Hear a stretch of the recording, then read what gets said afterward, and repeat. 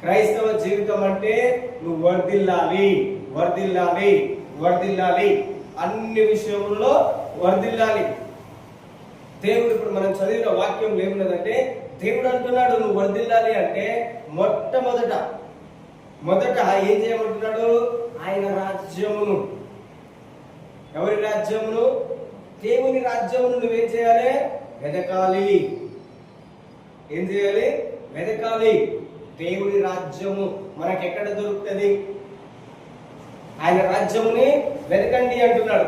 ఎంత స్పష్టంగా! It's a prophetic word. ఇది ప్రవచనాత్మకమైనటువంటి మాట. నీ కొరకు, నా కొరకు, మనందరి కొరకు.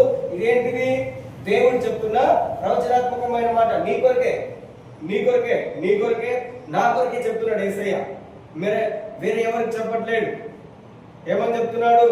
నా కుమారుడా, నా కుమార్తె,